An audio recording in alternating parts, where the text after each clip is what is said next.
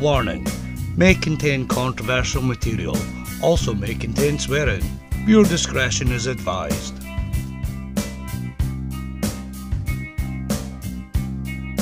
When you were here before, couldn't look you in the eye. You're just like an angel. Your skin makes me cry. You float like a feather in a beautiful world. I wish I was special. You're so fucking special. But I'm a creep. I'm a widow. What the hell am I doing here?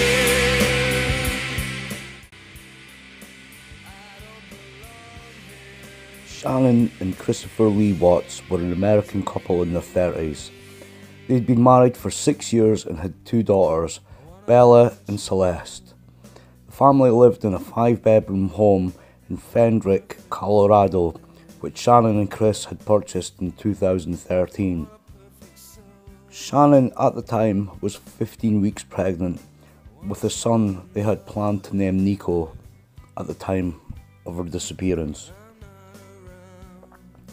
Shannon Watts returned home from a business trip to Scottsdale, Arizona. She received a ride from a friend and colleague, Nicole Utoff Atkinson, and arrived home about 1:40 a.m. on August the 13th, 2018. Her husband, Chris Watts, was home with the children.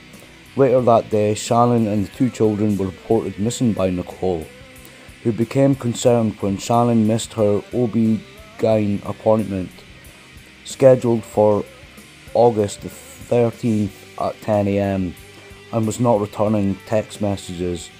At approximately 12:10 p.m, Nicole went to Watts' home after Shannon had missed a business appointment. When doorbell rings and knocks went unanswered, Atkinson immediately notified Chris Watts, as well as the Federal Police Department. Officers at the FPD arrived to conduct welfare check at around 1:40 p.m. Chris Watts gave the police permission to search the house, which was empty. The police discovered Shannon's purse, phone and keys inside. Shannon's car and the children's car seats were also at the house. The FBI and the Colorado Bureau of Investigation joined the case investigation. The next day, August the 14th, on the same day, Chris Watts gave an interview to the local TV station outside his house, pleading for the family's return. Investigators with cadaver dogs could be seen on the property during this interview.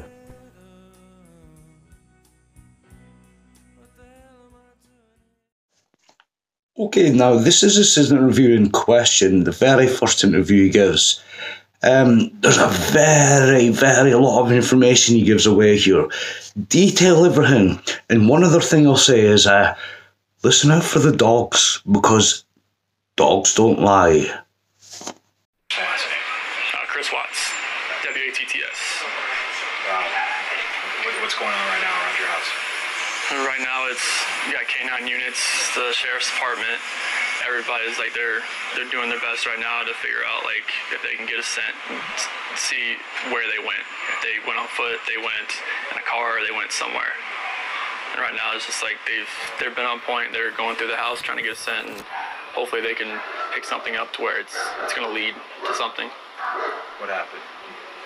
Your wife came out. Tell me what's... She came home from the airport 2 a.m. and I left around 5:15. She was still here. And like about 12:10 and that afternoon, her friend Nicole showed up at the door. Like I had texted Shanann a few times that day, called her, say, but she never got back to me, but she wasn't getting back to any of her people as well. And that's what really concerned a lot of people, is like, if she's not getting back to her, like if she doesn't get back to me, that's fine, like she gets busy during the day, but she didn't get back to her people, which was very concerning. And Nicole called me when she was at the door, and that's when I came home. and then walked in the house and nothing was vanished. Nothing was here. I mean, she wasn't here. The kids weren't here. Nobody was here. What's your wife's name? Shanann, Shanann. What's your kids' name? Bella and Celeste. How do you spell Celeste? Celeste. How old are your daughters? 4, Bella's 4, Celeste is 3. And so, how many times did you try calling her? I called her 3 times, texted her about 3 times just to say, what's going on? Like cause after I called her and texted her once, it's like maybe she was just busy. Like she had just gotten back, like everybody's probably calling her from her trip. She just got back from Arizona, and I figured she was just busy. But when her friend showed up, that's what it was like. It registered like, all right, this isn't right. Do you think she just took off? Do you think? I mean, right now I don't even want to just like throw anything out there. Like, I hope that she's somewhere safe right now and with the kids. But I mean, could she have just taken off? I don't know. But if somebody has her and they're not safe, like I want them back now. Like that's what's in my head. Like if they're safe right now, they're gonna come back. But if they're not safe right now, that's the not knowing part. Like if they're not safe, last night I had every light in the house on. I was hoping that I would just ran over by the kids running in the door and just like barrel rushing me, but it didn't happen. And it was just a traumatic night trying to be here. I'm gonna ask some kind of tough questions about your relationship with your kids. My kids are my life. I mean, those smiles light up my life. And this, like, I mean, last night, like, during, like, when they usually eat dinner, it was just like, I missed them. Like, I mean, I missed telling them, hey, you gotta eat that or you're not gonna get your dessert, and just like, you're not gonna get your snack after. I miss that. Like, I miss them, cuddle up on their couches. They have like a Minnie Mouse couch and a Sophia couch that they cuddle up on and watch, Bubble Guppies or something. And it was just like, it was tearing me apart last night, and I needed that. I needed that last night, and for nobody to be here last night and to go into their rooms and know that I wasn't going to turn the rain machines on. I know that I wasn't going to turn their monitor on. I know I wasn't going to kiss them to bed tonight. That's why last night was just horrible. I couldn't do it. I want everybody to just come home. Like wherever they're at, come home. That's what I want.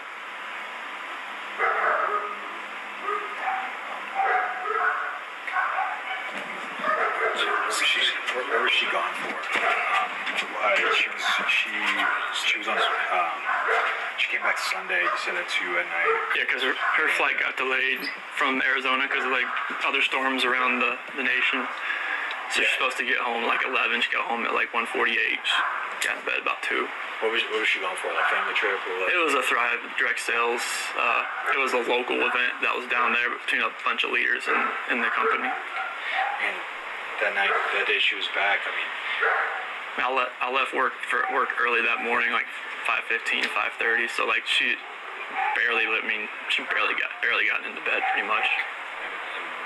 And this might be a tough question, but did you guys get into an argument before she left? It wasn't like an argument. We had an emotional conversation, but I'll leave it at that. But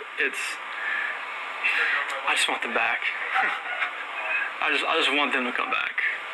And if they're not safe right now, that's what's tearing me apart. Because if they are safe, they're coming back. But if they're not, this has got to stop. Like somebody has to come forward. You spoke to her family, like her parents? Yeah, they've been in constant contact, like every hour. I mean, everybody back in North Carolina and the East Coast. I mean, from Maine to Florida. What is her parents saying to you? Like, they're just like if they need to get on a flight, just let them know. Because I mean, they feel helpless right now because they're on the opposite side of the country. I mean, Colorado is. I mean, you can't just drive around and look. I mean, it's just like. You wouldn't really know what you're looking for. That's what the cops pretty much told me. That first day, I was like, I want to get out and drive around. They said, you wouldn't know what to look for. Last couple questions. What is law enforcement? What have the police or the sheriffs or your neighbors? Is anybody? What's police saying to you? Right now, this is what they're doing right now is with the canines in the sense. I think this is the biggest thing. This is the biggest thing they've done so far, because yesterday the Frederick Police Department did all the searching of the house and tried to gather whatever information they could. And with the detectives, officers, and sergeants, and today it's, I mean, obviously with all the activity that's around, there's a lot going on around here, and I really hope that all of this can lead to something positive. What did your neighbors, did they see anything? Did your neighbors see anything? No, like the police department went door to door asking, like, cameras and everything, just like nothing. And my last question, if you have any of them, so feel free to step in. My last question is, if your wife can see this, if she can watch these, what would you like to tell your wife and your kids? Shanann, Bella, Celeste, if you're out there, just come back. Like, if somebody has her, just please bring her back. I need to see everybody. I need to see everybody again. This house is not complete without anybody here. Please bring her back. That's it. I can take that mic off you.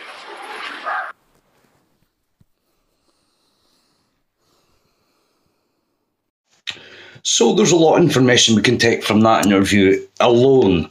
For instance, when he mentions where the kids are or his family, he looks away, possibly in the direction that they are heading. Certain other things as well, especially the dogs, is the one thing that I want to point out, because it comes up in the Madeleine McCann case as well. But the dogs, 'cause dogs don't lie. Chris Watts handcuffed and head down in court on Tuesday as he was charged with the premeditated murders of his pregnant wife Shanann and their two little girls Bella and Celeste. Shanann's brother watched in anger as her father broke down and sobbed. Police say the morning of the murders, Watts claims he told his wife he wanted to split up, causing an emotional conversation. Minutes later, on a baby monitor, he claims he saw his wife actively strangling Celeste, their 3-year-old, as 4-year-old Bella was sprawled out on her bed and blue. Watts says he went into a rage and ultimately strangled Shanann to death. I need everybody back here. I need everybody safe. But just days earlier, he told reporters a very different story. I saw her when she got in, but it was really quick. Police say Watts later admitted he dumped their bodies at this oil field. The DA, who's not buying his story, has not alleged a motive. But in the arrest affidavit, investigators say Watts was having an affair with a coworker. In a filing last week, Watts' defense team asked that the coroner do DNA swabs on the children's necks, raising questions whether they may be looking for evidence of the mother's DNA there. You pegged them as like one of the perfect families. The Lindstrom saw Watts and his girls at a party just hours before the murders and say everything seemed normal. At one point, Cece had fallen on the swing set, and he ran over and got her and comforted her, and just like a normal dad would. See, what everybody didn't know was Chris had a mistress, Amanda McMahon. Even she didn't know until later that Chris had another family, but he had said they were splitting up. New prison mugshot has been released of Chris Watts, the Colorado man who murdered his pregnant wife and 2 daughters.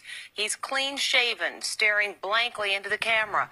This image comes as a woman who had an affair with Watts speaks exclusively to Inside Edition. And what she told our Stephen Fabian is chilling. She'll never be able to forget her torrid and terrifying affair with cold-blooded killer Chris Watts.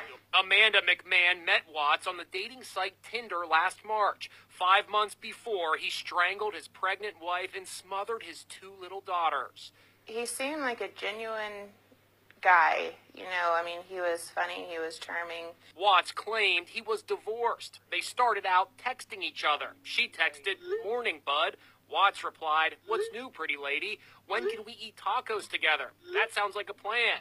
This could get out of hand. I like it." After they exchanged a few flirty text messages, Amanda agreed to meet Chris Watts in person for the first time here in this shopping center. They parked somewhere over here, and then Chris bought Amanda a coffee from this Starbucks before they decided to head to her place to watch a movie. That movie was the psychological thriller Shutter Island. Leonardo DiCaprio plays a husband who murders his wife because she killed their children.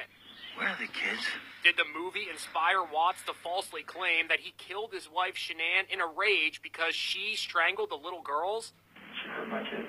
Like I did the same thing to her. Kind of eerie. Yeah, almost like a premonition. Right. That night, Amanda says they had their first sexual encounter. He was very rough, I would say.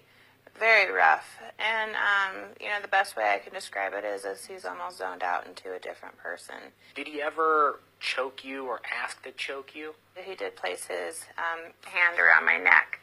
And I quickly it freaked me out. It sounded like he was very forceful. Very forceful. Is that terrifying to you now, knowing that that's how he admitted to killing his wife, choking her, he had his hands on your neck? I just don't get it how anybody could do that to their family. I mean, look at them. Look at them. How could you do that? Anyway, I'm going to leave you with the chilling confession of the mistress. She didn't have any part in it, I don't think, at all. This is heartbreaking. Anyway, here you go. This is the world we live in, people.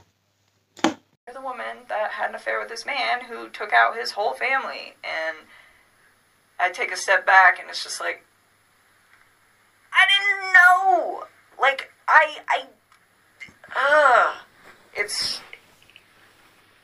he's so disgusting, I'm so ashamed of him and everything, and I just,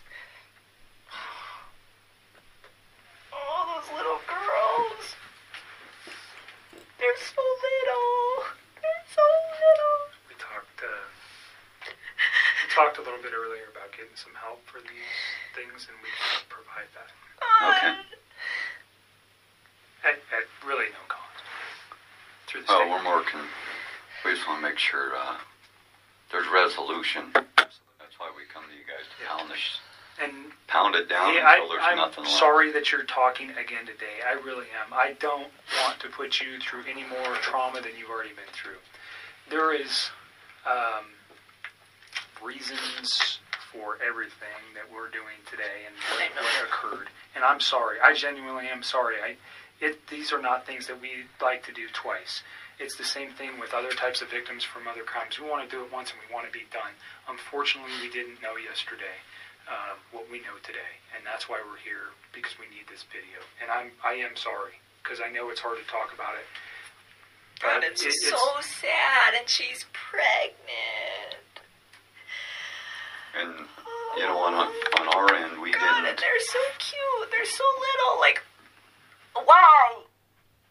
Why? How? I don't even understand how you could, bring yourself to do that to somebody who's, that big.